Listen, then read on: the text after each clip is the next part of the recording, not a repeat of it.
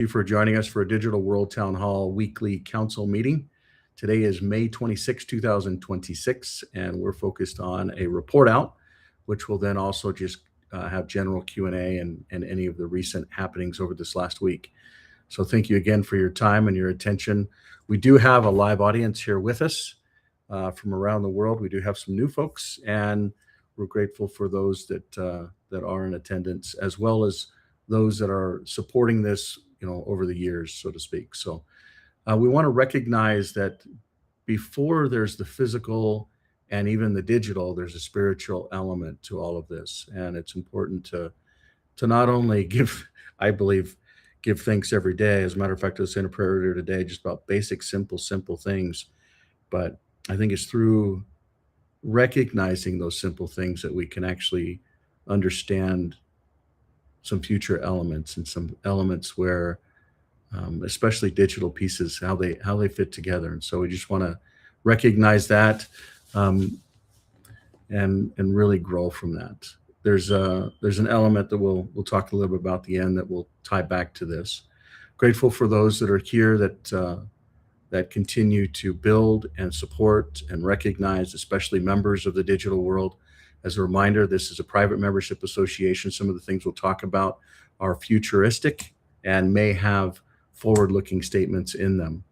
For a baseline, for those that may be new, we believe that there are secret combinations that are behind the scenes in different parts of the world, in different industries, in different cultures that basically control other systems by design. And I'm sure that you're seeing that in your part of the world. We've talked about this every week, every Tuesday at 6 p.m. Mountain Time, and we believe it's more than ever. This is an interesting stat. On the right, we actually have the secret combinations that are public. So some of them go into parts of the world, and they actually take over monetary systems and then manage those monetary systems as a part of the control element.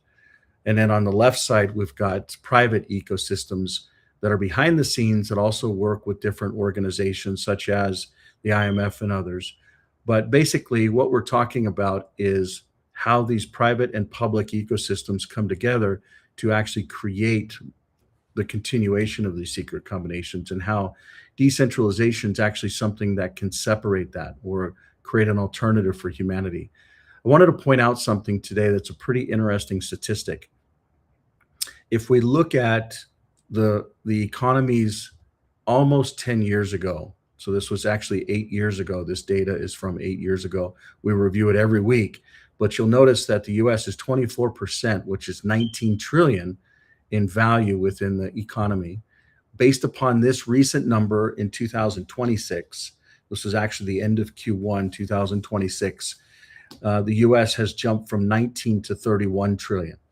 So found that an interesting statistic and reality, so to speak. So this is actually a slide we'll be building on in the future to kind of see how these monetary systems tie, but really tie to different cultures, and then how those cultures tie to communities or cities or families, and then ultimately the individual, and how decentralization can actually help to set that individual free.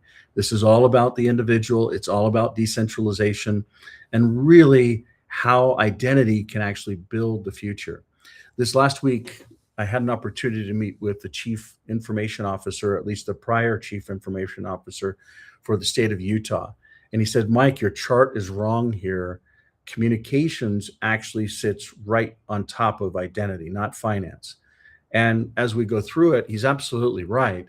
But what we find interesting is perspectives like that, and how different parts of the world have to literally come together and recognize that everyone has a different perspective, and how can we communicate together and justify changes. Maybe it's a word here, maybe it's a code line there, but how can we actually come together in a way? And that's one of the reasons why the Digital World Town Hall meetings are actually streamed real time and live, so that we can actually do course corrections. So you'll start seeing changes like this. I'll point it out in a little while.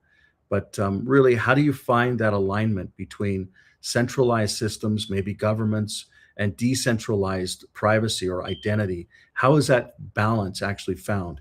And it's through transparency. It's through unity, it's through communication, it's through honesty. And, for those that are not aware, we believe that math can actually set the individual free. When we talk about technology and we talk about cryptography, or we even talk about the weird little word crypto, crypto is actually short for cryptography. Cryptography, in my opinion, is actually short or translated into math. And really, how can words triangulate into a private key or a string or a hexagraph to be able to then set the individual free?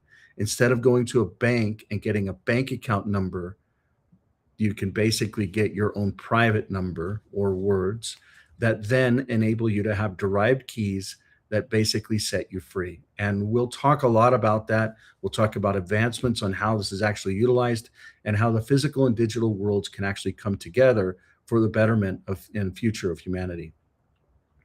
Again, it starts with the individual, it links to keys. And what we're doing this year is focusing on you own you and how vaults and life apps and AI can actually come together to free humanity. There's some other things around summits, which are kind of on pause now as we wait for the state of Utah and some other participants. But one thing that did go live this last week is actually Clear Payments, which is last on this priority list, but you can see it here. So if you want to actually navigate through to it, you would go to the URL of clearpayments.co. And I'm actually going to jump over to this. Let's go back here. What this does is it combines different systems that are usually either historical and then also futuristic payment systems. So maybe it's Visa, Diners Club, American Express, MasterCard. Maybe it's a digital payment. Maybe it's an asset that someone has created and they've backed it with some form of value that then can actually decentralize an exchange or have an exchange from a decentralized standpoint. Or maybe it's what the world has grown to learn and trust and love in Bitcoin. And I'd like to also point out some differences between Bitcoin and these ecosystems. And it's really important to understand the differences between how they work. I'm going to walk through this site real fast so you can kind of understand parts and pieces of what Clear Payments will be doing. It's not only software, it's not only hardware, but it's the combination of where that meets the individual. So imagine devices, and I'll go through this device environment here. Imagine devices where you can either plug in a phone or it actually replaces the phone, or it replaces point of sale systems, or it can tie to an individual's mobile phone without another third-party device. So whether it's a tap or a scan, and the individual actually pops up, hey, I want to identify, or I want to privately identify, I should say, or I want to verify an age. You don't need to know that I'm 42 or 12 or whatever, but you know that I'm over 18 or over 21 or whatever the sort of situation actually talks about. And then it ties to how rewards can actually tie back to that environment. This particular system is actually around AI and a device in a centralized type of payment way that ties into decentralized payments. This combines actually the ability to pay with a QR code, so a scan, or to get rewards, or to provide reviews, or to verify an identity without actually providing your identity. So this is very important, and a lot of work has gone into this over the years, and they'll continue to be. But this is one of the big advancements, which is Clear Payments. This is actually in the second fund. So if you go to fund or I should say clear.fund, you can see in Fund 2 is actually where the Clear Payments environment is ranked. So this is actually, a fund that's separate, but it's actually helping to bring this to fruition. So Clear Payments is something that will stand up in 2026, and we're looking forward to having more alignment where we go into communities and states that actually pass laws that allow their individuals to actually be free, where they can build a decentralized identity that the state then endorses.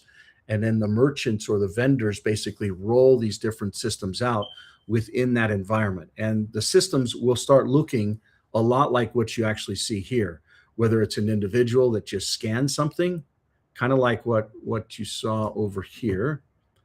So whether it's just touching, you're already familiar with tapping, which is NFC, near field communication. You're already familiar with scanning, but imagine all of it then ties into the ability to actually check out with the old world systems and the new world systems all combined. One thing I would like to do is kind of play a video around an individual that's working both in the Dominican Republic as well as in Guatemala as an example of something that is not good, something that is actually continue to enslave the individual, but it's hidden. And I hope you can actually see it. Maybe you can't, but it's actually hidden based upon a lot of noise. But let's go ahead and listen to this real quick. Lake Atitlan in Guatemala, where the Bitcoin this January Lake project has marked 10 years since building a circular economy, a growing network of businesses and communities that accept Bitcoin directly. We recently started accepting Bitcoin back home in the Dominican Republic at Lacey's Garden. A good friend, Pedro Vital, founder of Bitcoin Dominicana, who's building the country's first Bitcoin hotel, was our very first Bitcoin customer. Pedro paid for his breakfast using the Lightning Network in Sats, short for Satoshi. Now, I want you to really understand when we talk about Bitcoin and then we talk about the Lightning Network, you're actually linking in the opposite of what this Clear Payments is all about. So this is actually connecting in the existing environments. So Visa, American Express, Discover, all of these different technologies that people are already used to. In Aotearoa or New Zealand, they also have something that is even, I think it's much more advanced, but it's called FPOS. FPOS is the ability to transact in a very smooth way. But what this is doing with the Clear Payments environment is wrapping the existing centralized systems and doing the opposite of what that gentleman was describing. Instead of taking Bitcoin, which is decentralized, and wrapping it with a centralized system, it's actually taking a centralized system and it's actually wrapping it with a decentralized system. So big advancements with the Clear Payments ecosystem. It's the opposite of what a lot of folks are doing, especially what he's describing here within this environment.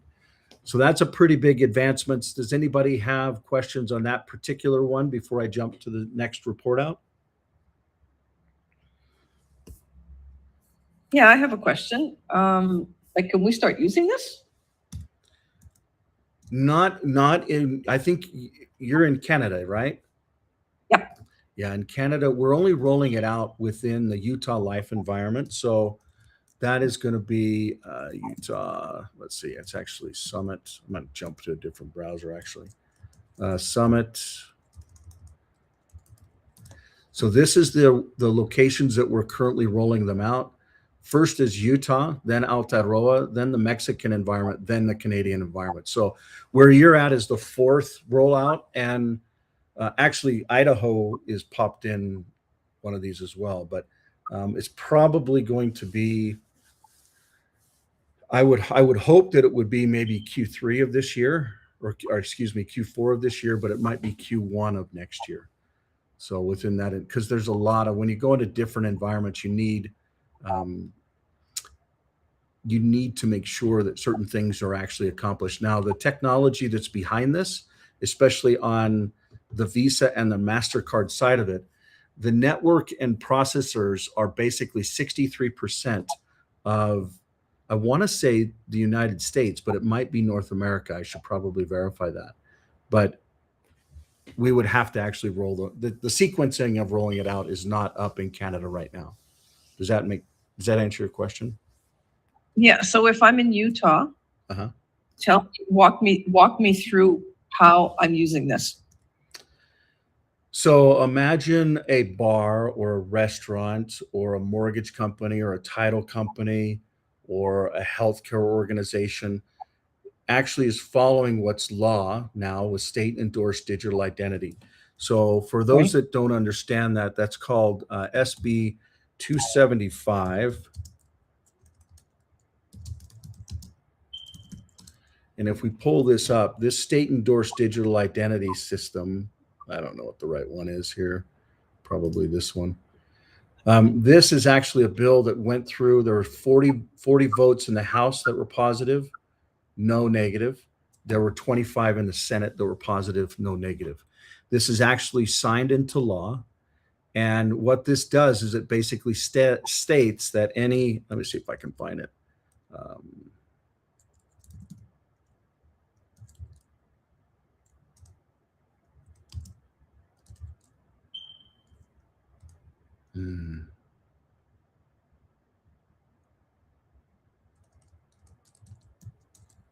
I should probably just pull up the document that I've already got marked. But it basically states that by March 6th of 2027, that restaurants and law enforcement and any kind of school that's taking identity, etc., they have to have the ability to actually take these types of systems. So they still can do the normal, physical driver's license or others, but this is an ability for the individual to maintain their own identity that is a private identity, if that makes sense. So it is a human right to be able to have your own identity. So it's like what it says right at the beginning. This is literally a Bill of Rights for the individual. It's a very important document. I think this is one of the earlier ones. So as of March 2027, people can choose to have a state-endorsed digital ID without worrying about it getting accepted. That's right. Well, there's going to be a learning curve, but that learning curve is starting in Utah. It's starting next year. These systems that we're talking about, like with Clear Payments, will actually help to enable those types of systems to roll out. So whether it's at the payment process, here's another example of kind of how it works. So someone actually can come in and they can actually pay by scanning. So they can order by scanning. And a lot of that's going to tie how it actually links in to the point of sale systems. But the company, so if I'm in Utah and I go to a restaurant, I will be able to use this system if I choose. Yeah, the goal is to have that deployed. And the way that we're deploying it is for folks to be able to become a merchant that complies with these different laws and basically enables that. So this is actually Idaho. They have some different laws up there, but they're adopting similar laws as was found in the state of Utah. And there's already a county. Yeah, exactly. It's amazing. There's already a county and a city that is willing to roll this out as a pilot. This is actually the site for the pilot for that environment. But you scan, you identify, you pay and earn. All of that, this private identity, payments, rewards, reviews, all of that is enabled by a checkout that ties and wraps the existing system. Now, they can still do their own they can still work with their own processors and their own settlements, but in this particular environment, it basically looks like a simple, in some cases, it's just a paper stand. It's not even a full-blown physical device like what we're showing you here with some of these hardware components. Now, some of the stuff, the vendors that we're working with, there is an element of having AI actually in the ordering process.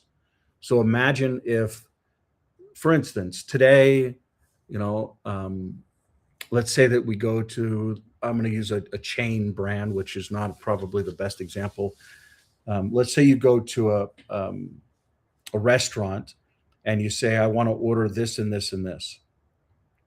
At the point of ordering, it can actually use AI in the ordering process to actually kick off the system.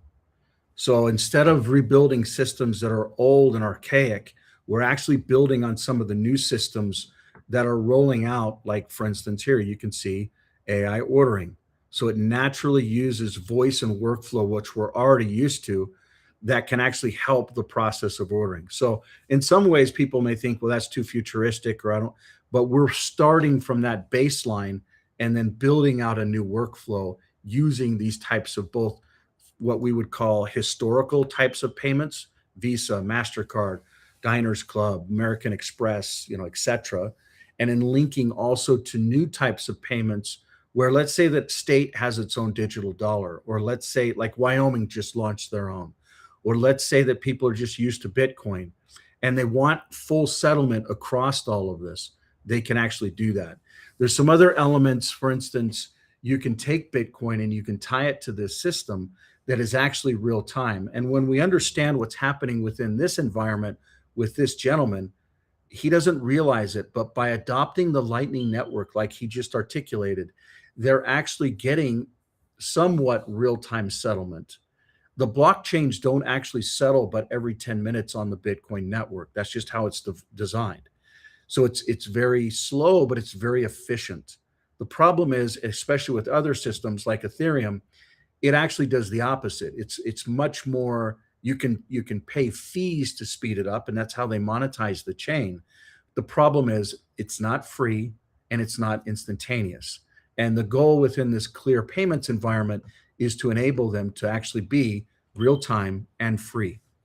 So if someone wants to say, I want to take Bitcoin or Ethereum and convert it into the digital world payment system and be real time and free, you can use an Ethereum based asset and convert ETH over to DETH and actually transact in real time with these types of systems. So that's one of the reasons why we're releasing the DBTC and DETH at the same time of the Clear Payments ecosystem, and then enabling other environments to actually launch their own. So maybe Idaho wants theirs, similar to what Wyoming did. Why? Because you can actually start doing some really amazing things and interacting with the government. And that kind of ties to this next environment, which ties to what we call pillars. So many of you are used to, by the way, are we good to move off that topic? Is there anything else anybody wants to bring up on that last topic by chance? Okay.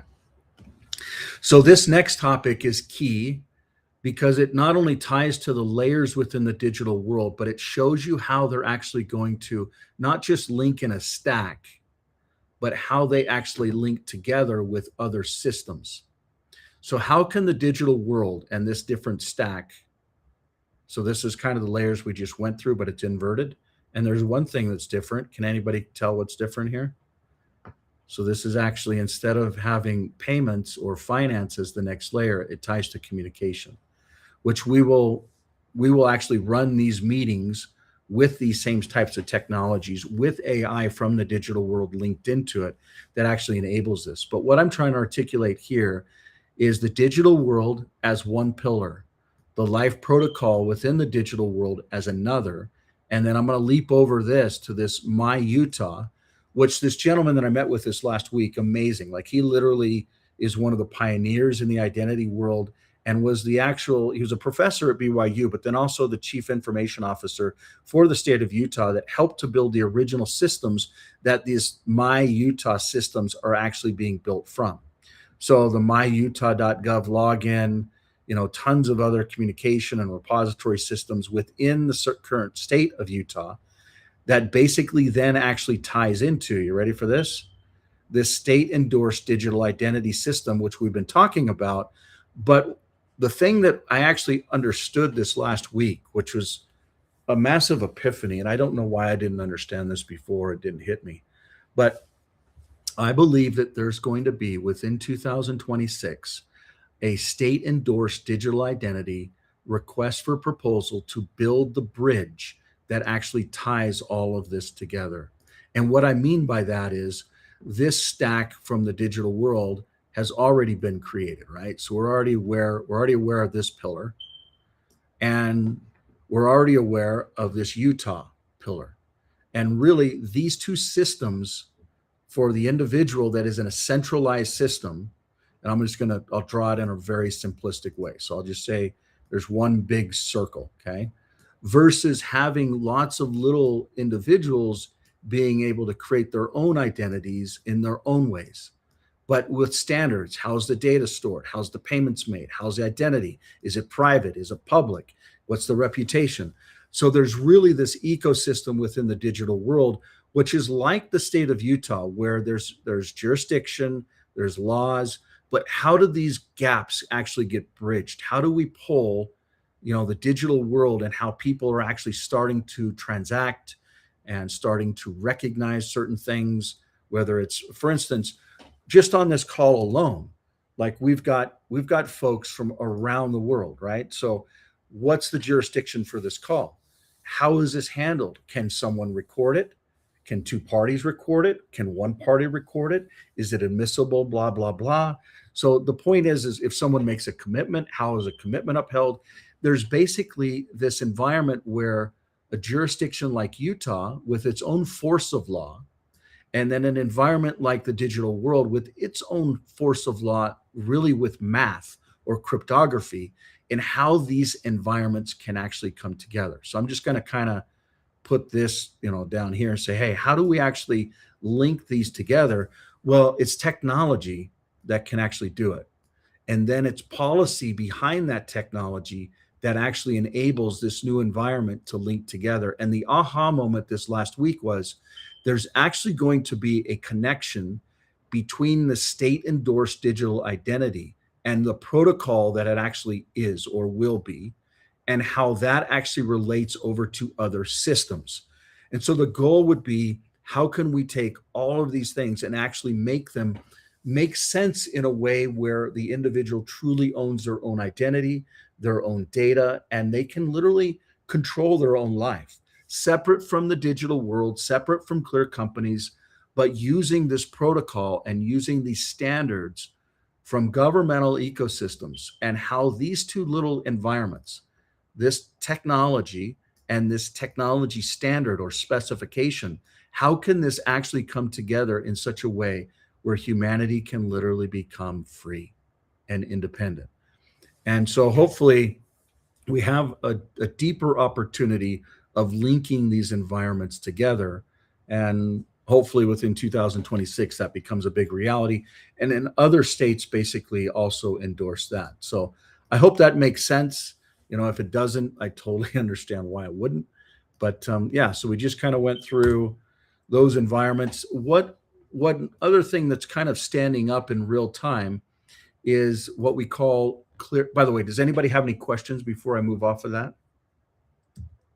Does this make sense to listeners and folks? Yeah, I'm gonna have to hear this a few more times, Okay. but on the previous slide, Michael, I don't know if it's done on purpose or not, but it says settlement instead of settlement. Down here? That's pertinent. Right here? No, no, before, a couple of slides. Just remind me when it's all done and we'll go ahead and here, let me see right here. There, this one, settlement. I don't know if that, no, you were on it. This one here. Yeah, settlement. Yeah. This is actually, yeah, that's a slide. Let's see if it got fixed in the real world system. Yeah, no. Wally, would you take a task to just check spelling on this URL? I'll go ahead and pop this to you. Well, it's kind of, Michael, settlement, it's kind of cool, actually, settlement with choice. Yeah. So I don't No. know if It's that supposed to, no, it's supposed to be with the T. So good catch. That's exactly what we're trying to solve. I tell the engineers, use AI for things like that, but don't use AI for development or for use it to speed up things, but don't have it replace you from a standpoint of, we pay attention to details like that, or try to, or use AI to do it. So, but that's a really good catch. Thank you so much. Okay, so jumping back over.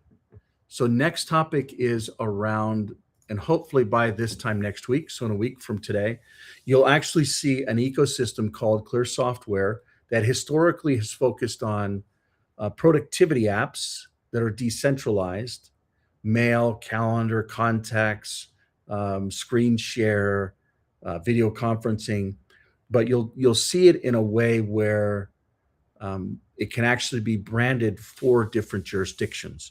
And I'd like to show you one thing that let's see, I think this is it. So this is an interesting environment, just a spreadsheet, generic, right? But what you're looking at is not a Google Doc.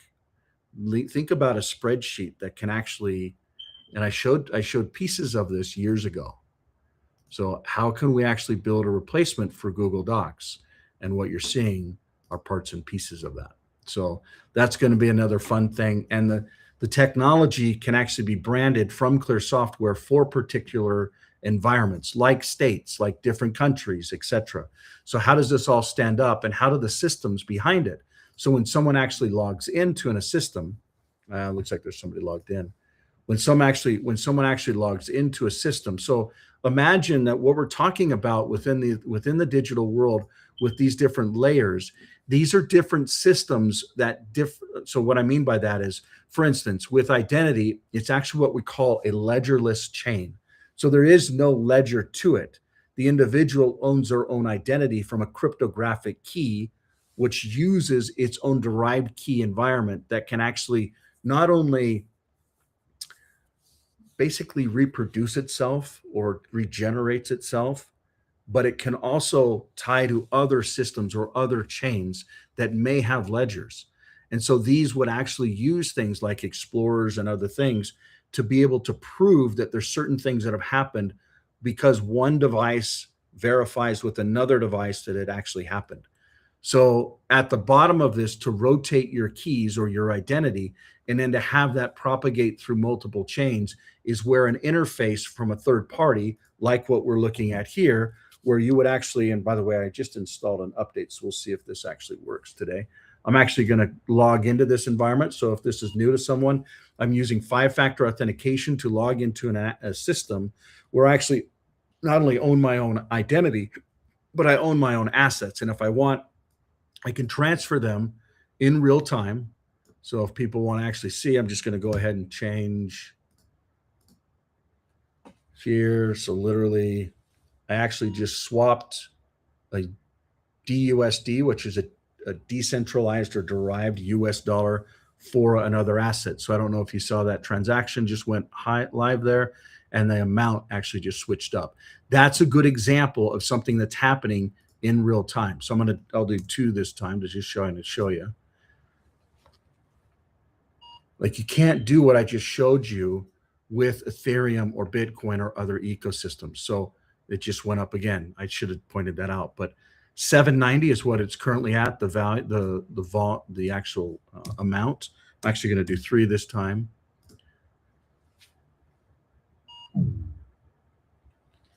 So you'll watch these things actually. So that 790 should actually switch up here. Did I scan it? Yeah. So 792. You just saw that switch. So the point that I'm trying to articulate is that is owned by the individual. It's controlled by the individual. So it's really important for, at least, that may not make a lot of sense for what was just done, but does this resonate with folks? Are you getting it? Okay. Michael, I think I just had an aha moment. So our identity is not on a ledger. It is private. We use derived keys, but if and when we transact, then that becomes transparent and public. You got it. That's exactly right. And I'm sorry that I haven't ever explained that to you. I'm glad that you picked that up. Your identity is not centrally controlled. It is not on ledgers or systems like what blockchains are on. It's actually what's called ledgerless. The individual owns their own keys and their own identity. And then you have watchers and witnesses that basically, if there's certain things that transact, like someone wants to rotate their keys, they can actually do it, but it's completely ledgerless. And then all these other systems, for instance, these are servers. Maybe they're sharded servers or rated servers, but they're in physical parts of the world. And if I take a photo and I link from my identity to my storage, I'm the only one that mathematically can actually see my sharded photo in multiple locations. Or to your point that you just made, if I make a transaction that's a financial transaction, just like what I just did, I literally took an asset from one location and moved it to another location. Well, that is actually documented, and I can click a button that says, I don't want the world to actually see this, but you can see, let's see here. There's so many of these. I I want to find just that transaction that I just did, but it's been too long. So, but you can see the actual transactions as they're happening. So really, really, not only that, but you can actually make your transactions private if the individual chooses. So for instance, Bitcoin is very public, but Zcash or Monero is designed to be private. Now, what happens if someone does something fraudulent within that environment? Who's held accountable for something like that? Is it the developers that created it, or is it the individuals that chose to use it? And in this environment, the transactions or the ledgers, the goal is to basically create an environment. Let's see. Yeah, I wish I could have found that other one. Well, maybe here.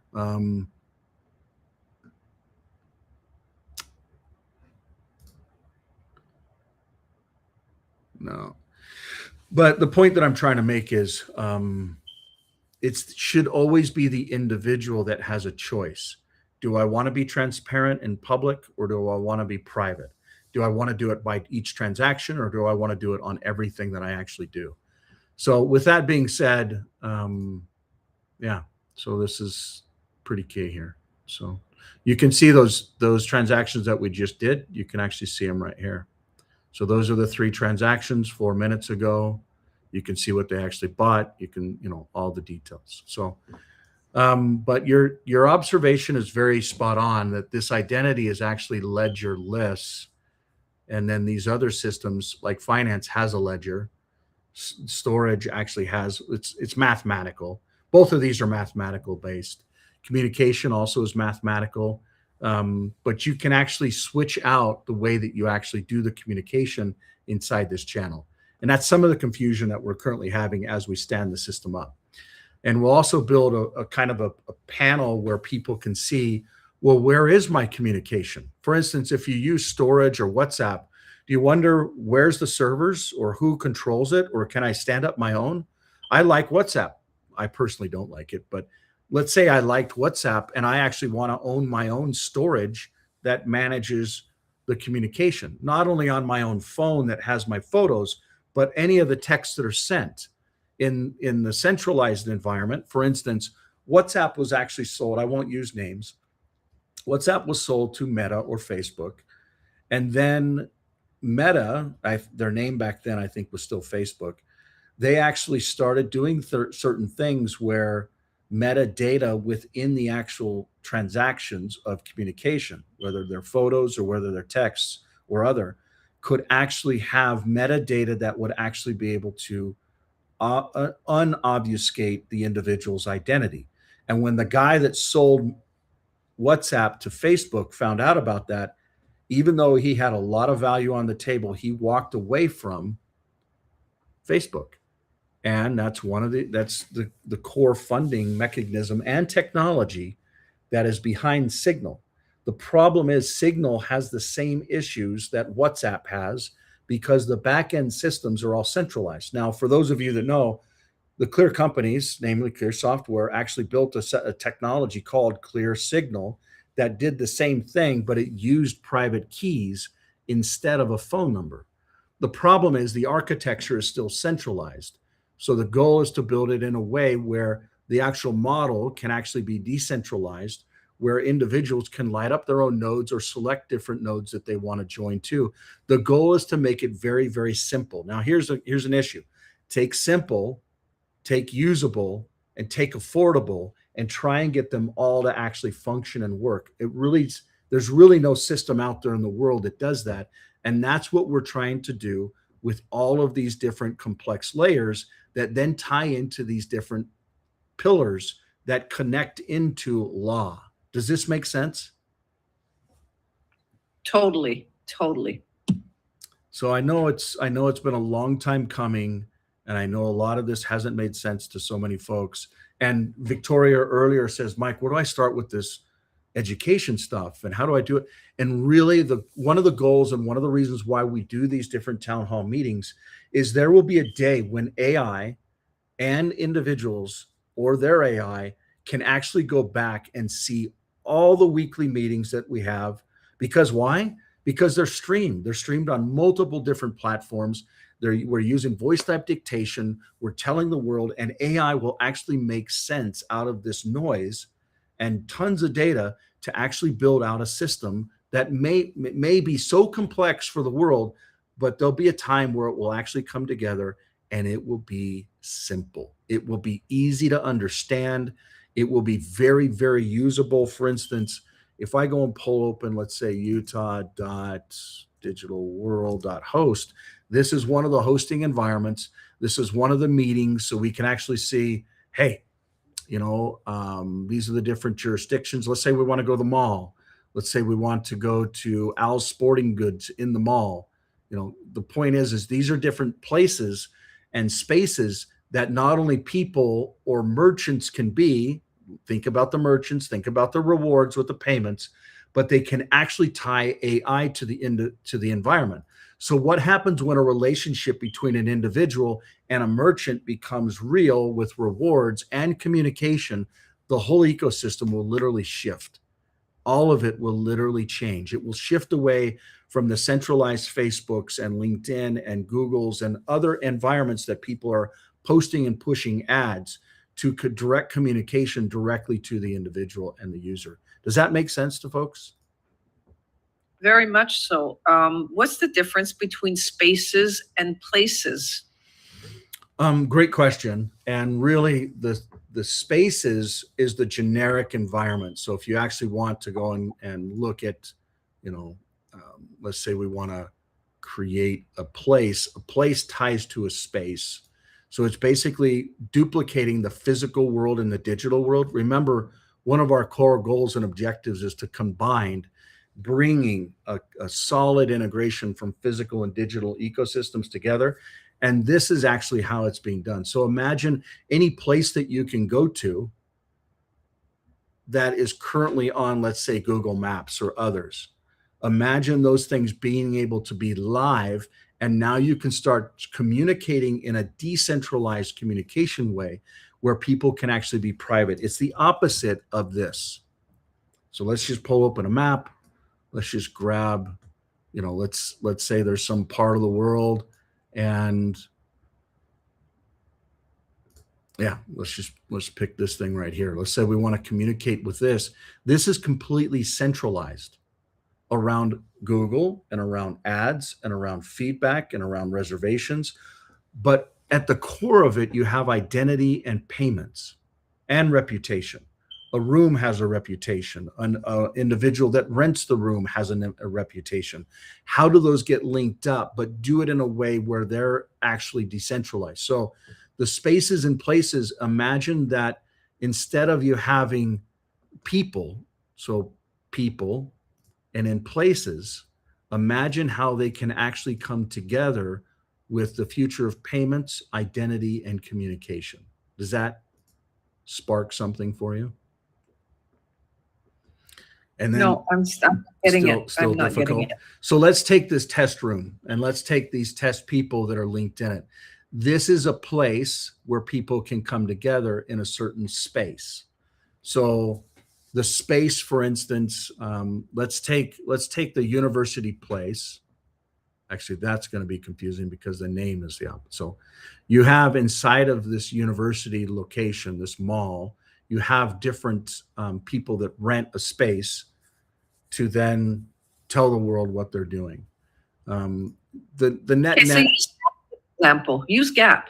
Okay, so Gap would be a place. This particular store would be one store inside of a space. So the digital world space has a physical place to it. So kind of like what you would see here. Let's go ahead and say,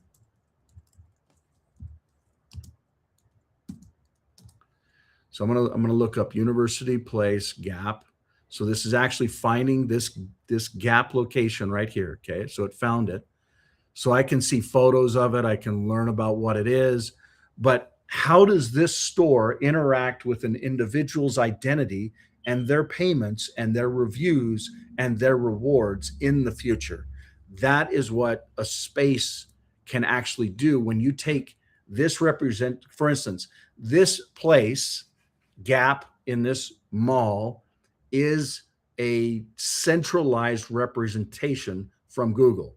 But this place, imagine if they actually just manage. So for instance, I went into, it was actually inside this same mall. It was just a couple days ago. There's actually a little place that does sunglasses. I don't see them, but they don't, well, maybe they do.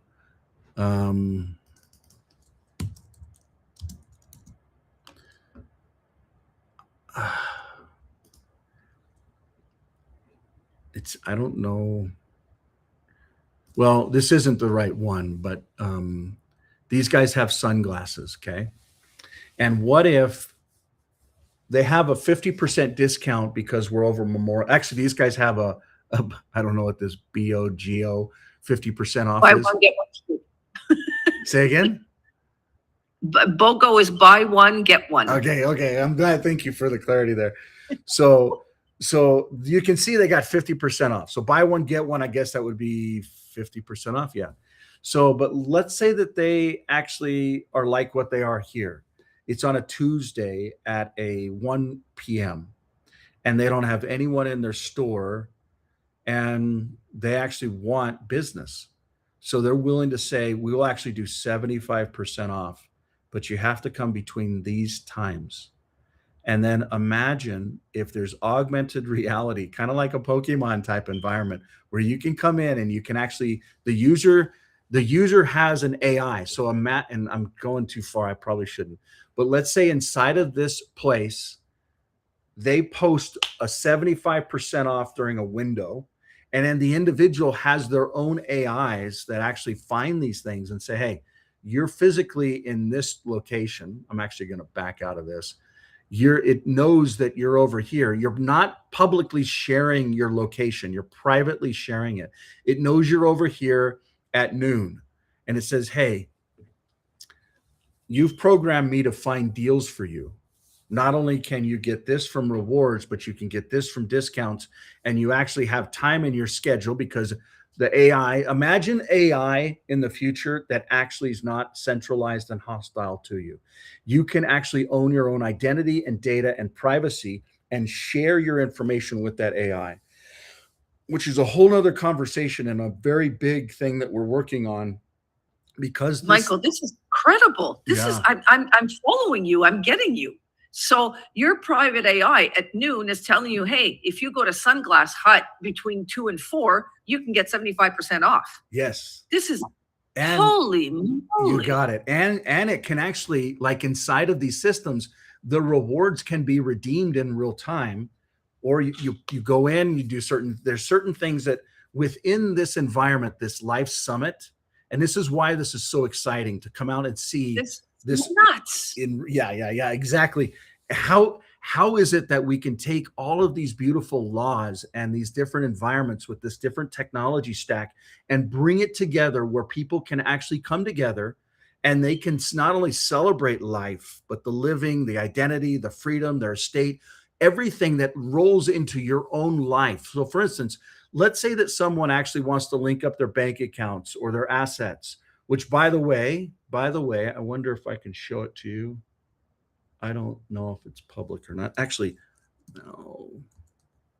I'm going to see if this is live. If it is, this is another advancements. Actually, this would be definitely linked to your world too. I'm going to log in. Again, 5-factor authentication. I'm logging into a different environment. This is Alpine Gold Exchange. And imagine if someone, I'm going to come back over here. Let's see, convert. Dang it. By next week, you're going to see not only credit card or bank account where you can link the current systems, but you're going to see another one that actually links up Alpine Gold. So you can take real gold, you can link your real Alpine account, and then you can interchange real metals, not only digitally and physically, but there's actually the future of banks that are actually real metal systems. So Alpine Gold Exchange actually has multiple locations in multiple states, whole other conversation, but that's another big advancement. I don't have enough to show you, but I know that's going to be very relevant. Like when you think about what we're talking about with these exchanges and these promos and how merchant services and payments all come together for the future.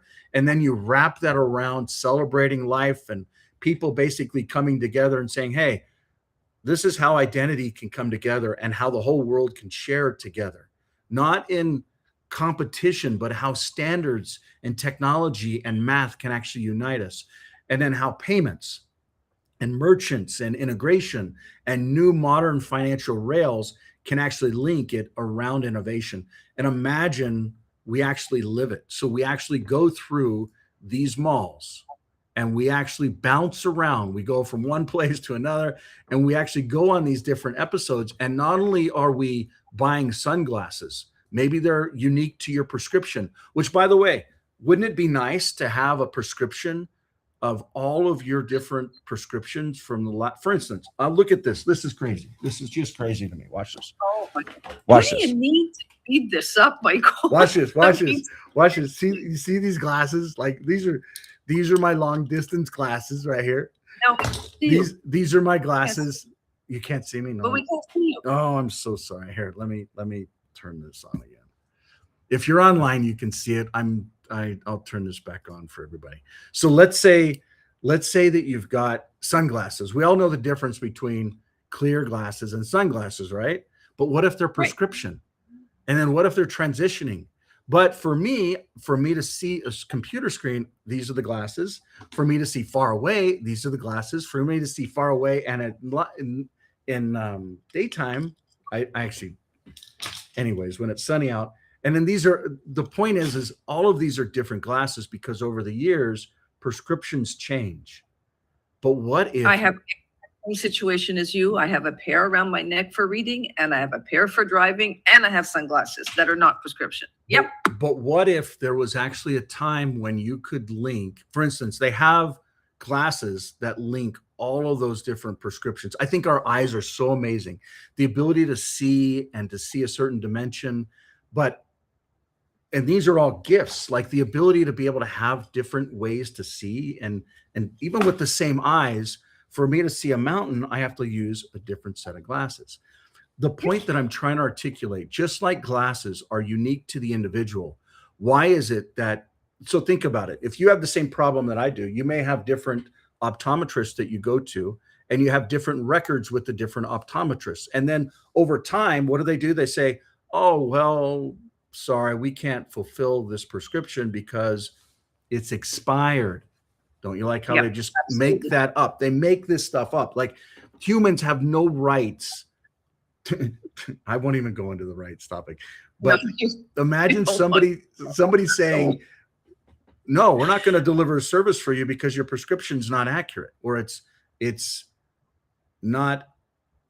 expired. It's like, it's my perspective of my sight to tell you if that letter is clear or not. So the point that I'm trying to say is, imagine if you could actually take your own prescription, and whether it's going to Costco prescriptions or optometrists or the Sunglass Hut or some other, like there's actually 3 different sunglass prescription companies here. But the point is what if Clear Payments was to go to one of these different companies and say, hey, sign up for this type of payment process, and then you can communicate with your customers. And not only that, but their records are their records. Their eyes are their eyes. Their prescription in 1990 to 2000 to 2005 are their prescriptions, but you can plug into it if they allow you access to it. That is what HIPAA, Health Information and Portability and Privacy Act, was built for. The problem is none of the systems are actually built around the individual or their health or their data or their identity or their communication. It's always the opposite. And so does this click? Is it still coming together? Okay. Give you like 3 examples right off the top of my head where I'm just coming up against government. It's just incredible. This would be Okay, what do you need? What do you need to get all this? There's still some more report outs that we're currently working on. So I'll jump through some of the different pieces of them. This talks a little bit about integration within the Clear software stack with other third parties. So how do different jurisdictions, like let's say Mexico or Texas or Idaho or Aotearoa, how do they stand up these systems and do it in a way where these new technologies can be enabled? Should they be able to do it on their own? Absolutely. Should it be open source? Absolutely. Should it be standards that are public? Absolutely. But how do countries or environments? So this is actually one of the big new announcements. Imagine this company, Clear Software, actually contracts with a country or a state or a city to say, we want to roll this technology out. Imagine if they could say, hey, we want the Life app, but we want to actually roll it out in a way where our kingdom, for instance, in Tonga, their lives are still sovereign. They're one of the countries in the world that didn't give up their sovereignty. And therefore, they have some rights that are unique to them. They can do things that are very unique. Now, you could say, well, other countries can do this and that, but kingdoms are very, very special, in my opinion, especially in the Pacific. But I won't get into that. Most of you that have been following, you understand the history there. So imagine if someone can come in and say, I want to actually visit or register or be a part of or belong, or maybe I want to have a certain type of wedding. And I want to say, you know what? I want to get married. I want to travel. I want to get my visa. I want to get my photos. I want to get my stay, all wrapped into one kind of ecosystem. Because countries actually want people to come to them, especially countries like the 25,000 different islands within the Pacific. How do they differentiate travelers? How do you get someone that says, you know what, I really like the Hawaiian Islands versus I like the Fijian Islands versus I like Aotearoa or the New Zealand Islands? How would a country like Tonga, which is right in the middle of all of it, actually attract someone to do something crazy like what we just talked about? So that's one of the things we're working on currently in development for, and a lot of advancements. We're also continuing dialogue with some of the clear zones with different jurisdictions around the world. There's also some very, very key things that are tying. Now, this is going to be something new. I'm switching gears. Imagine partnering up. So most of you have already been tracking and following what we've done with different nations and how phase 1 was in the Pacific. Phase 2 was within different jurisdictions, and phase 3 was actually outside of it. And before COVID hit, we went to all the BRICS countries except for one. For those of you that are aware of how it was actually rolling out, there's some very unique things that we're working on. And what kind of crosses, can someone give me kind of a thought around in these different nations or states or even cities? What do they usually have that is the same? Any thoughts? I should do a little contest where the winner I send some funds to. I'll give you an answer since we don't have many takers. Courts. And most of you have actually been through, I'm going to actually go through this real fast. So we go through services, and then we go through dispute resolution. In these different jurisdictions, you can have a dispute. You can create a dispute. Maybe it's a lawsuit. Maybe it's a class action suit. Maybe there's more than one party involved, kind of like class action. Maybe it's public. Maybe it's private. But in the end, what you have is a party A and party B that comes together and says, I have a problem with this individual or transaction or corporation. And they can actually say, I choose to do an agreement within the digital world that follows certain kinds of constructs that says, I want to write an agreement. By the way, Wally, this is another task. Would you remind me to talk with developer JMB around agreements? That was one thing that was lost this last week. Wally, did you get that okay? If not, I can write it down. I did. Okay. I did. Thank you. So imagine this ability to actually have a governing global ecosystem that people can choose to be a part of and come to agreement with, and then mathematically say, hey, you want to actually buy this home with this payment, and you're going to pay this amount of the payment every month. And every time you make the payment, you actually get this percentage of the home. Imagine a system that actually enables that type of transaction to be mathematically proven. Just says party A is going to send this to party B, and when it happens, party B is going to send this to party A. So it's simple math. Just like what I was showing you here, a transaction goes from this party to this party and this amount, done, verified. This party sends this ownership to this party. Does that, I don't know if that makes sense to people, but it's really, it's math. It's just super simple. Did it happen? And that's a really, really big advancement. But what if we could look at the whole world and say, there's other jurisdictions that also want this type of technology rolled out, but they're physical jurisdictions with force of law. So they actually have the ability to uphold these types of things, whereas the digital world maybe doesn't. So what if a phase one included some other ecosystems that we've usually, and what's neat is they're usually small little islands, kind of like Tuvalu. Tuvalu was the first country to actually say, we're contractually in, we're signing up, we're paying you for this, we're putting you in the cabinet, we're passing the laws, it's written into our constitution. Like it took years, but that actually happened in Tuvalu.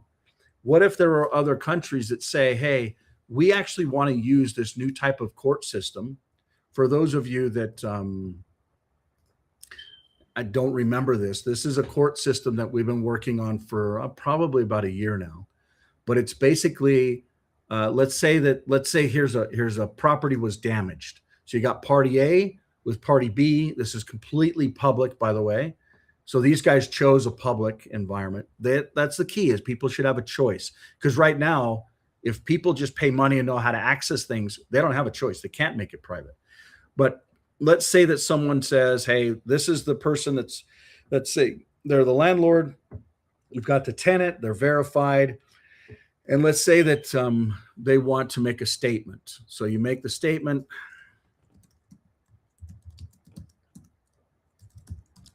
And then they submit it. You'll see that it basically drops in.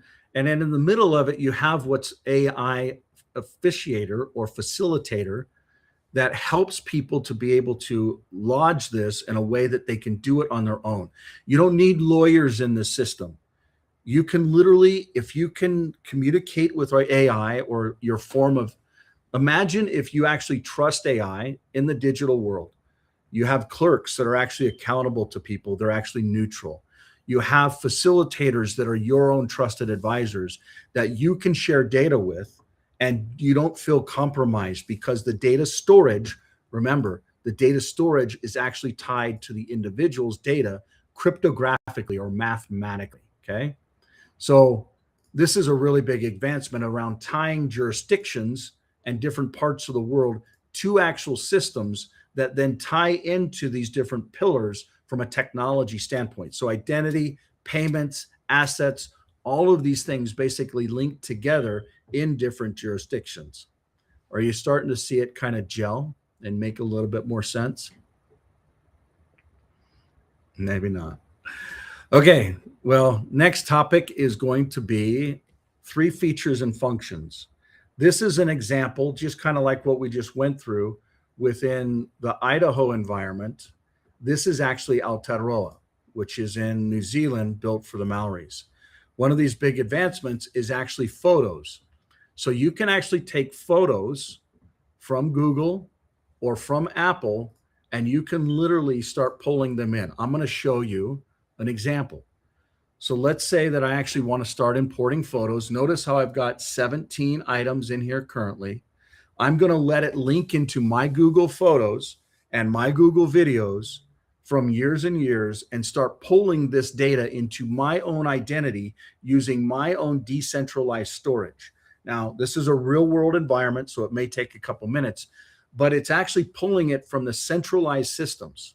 So it's pulling it from an environment that has a hierarchical system that one controls another. And if you haven't read a book called Tools and Weapons by Brad Smith, who was the chief legal counsel of Microsoft, now the president, he wrote a book that talked about how a government could actually send a message to Microsoft that says, hey, this user with this email and these things, I want all the data currently, historically, and in the future. And you have a gag order to basically not disclose this FASB request. The point that I'm trying to articulate is, notice how, so this is saying they're going to import shortly. So now I'm going to start importing. So what it did was it actually connected up my decentralized storage through a jurisdiction. This is actually Aotearoa, which in my opinion is a very neutral jurisdiction. One, it's quasi-recognized by the Crown in New Zealand and by the government in New Zealand, but the Maoris absolutely are their own society, they're their own people, and they understand governance around data and identity and what they call whakapapa, or family genealogy, and who we are and where we come from. Memories and photos just like this are very, very important and valuable. Oops, I shouldn't have done that, because it started, I don't know if you saw this, but it's starting to pull in some of these other photos. So this is one big advancement. I'm also going to pull open another, and this is why, and hopefully here in the short term, we can actually start holding Digital World Town Hall meetings within these different jurisdictions and these spaces and these places to be able to link all of these different systems up. So, excuse me. So the people, the chats, imagine these spaces and places, all the integration of all these systems coming together. Like, you know, let's say I wanted to actually join. This system is actually, the encryption side of it's not working. That's why it's not showing it. I'm going to come back over here and see if these are actually coming together. So with that being said, lots of advancements, lots of features and functions that are basically being developed. We touched on, you know, tons of stuff, from Tonga to courts to different pillars. One of the other advancements that we're working on is the ability for people to own their own blogging systems. In addition, so let's go ahead and take Utah. So I'm just going to pull up Utah. I'm going to click on search. I'm going to go ahead and see if I want to look at businesses. So this is actually going to pull up real-time businesses. So this is a digital private business. You can see that it was incorporated, what is this, 4 days ago? It's got one asset and one owner and a reputation of basically zero. But when you dig into these, you can start seeing more details around them. I'm just going to pull it open here real fast. So you can see, you know, where's it domiciled? Who are the people? You can see this is actually an individual, but what else can they do? And that's some of the new systems that we're going to start showing you. Maybe you could actually create websites. Maybe you could create blog systems or blog posts within those environments. Some of them can actually be shared. Some of them can be private. Maybe you can say, hey, I'm on a council, or I have registration with a vehicle. And if you want to see it, you basically just scan this, send a request. You scan this, it sends a request to the vehicle owner, and they can share it with me or not. Now notice this is a completely private individual, but they can actually verify who they are and share as they wish, or pull it back as they wish. So I know we've gone over a lot of different topics, and I know for some of you listeners, this may be confusing, but we're in an AI industry and world and time zone and dispensation. And everything that we talk about in these different meetings are actually recorded and tracked for future generations. It's just like what we talked about a long time ago. You know, don't think about this as of today. Think about it for 5 generations in the future. If we get intelligently organized systems and data, what could that do for their generation? Especially like the glasses was a really good example. So I'll stop blabbing. Thoughts, comments, feedback? Anybody?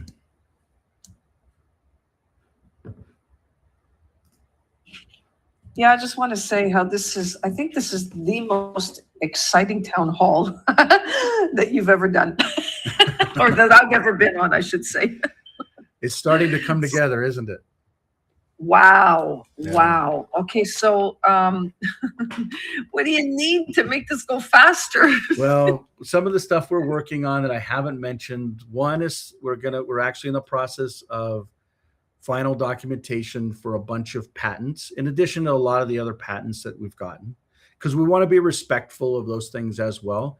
And then in most cases, we take these patents and we open source them and give them away to what we call the Open Invention Network, where everyone with open source patents basically can share together. And therefore, a lot of the centralized closed source stuff can't actually control the future.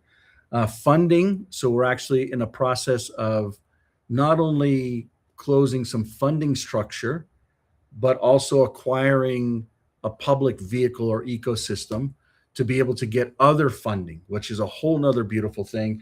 And then we're in the middle of basically working with some of the largest exchanges in the world to help bring the types of things that we showed you here. Imagine if this wasn't just a jurisdiction like a state, but it was actually an ecosystem that was, well, we're working with a couple different exchanges as well as cryptographic device manufacturers that could link with some of the futuristic ClearPhones.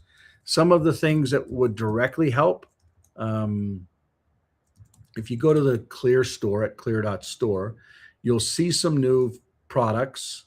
These new products are coming out. This is a single phone. This is a flip phone that has 2 screens.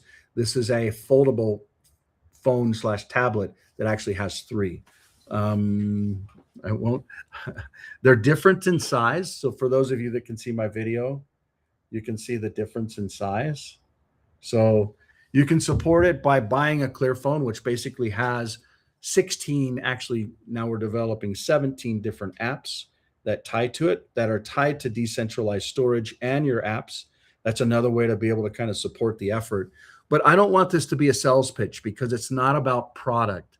It's about sovereignty and people actually being free, the individual being free, the ability for transactions to not be so controlled that everyone literally will be enslaved.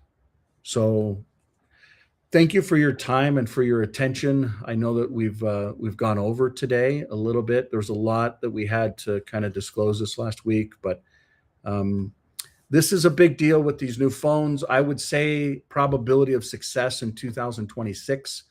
Well, let's go into it. We're 7% funded, which is, we've got a ways to go. So that's something that could massively help there. Let's see how some of these other ones are looking. 5%. So it's even getting worse. But anyways, I hope that you can see the vision, be a part of the vision, and help us to be able to bring these systems to this generation in a way that they can continue to develop on them, not only AI, but communities and everyone that basically has a voice globally. There's some really big things that we're working on with the court systems and other jurisdictions. I would say prayers could go a long ways with what is all happening. And I would just love to invite someone to say a closing prayer as we kind of wrap up, and we move to that phase, if you will. So would one of our visitors be willing to wrap us up with a word of prayer? I would be happy to, Michael. Okay, please do. If you can hear me. Yeah, we got you. Please do. Thank you, Lord Jesus, for bringing us together across these spaces and in this time of so much conflict and disconnection, Lord. Thank you for unifying us across the land and bringing us together with a common goal and an alignment to better your kingdom, to better this world, to better our future.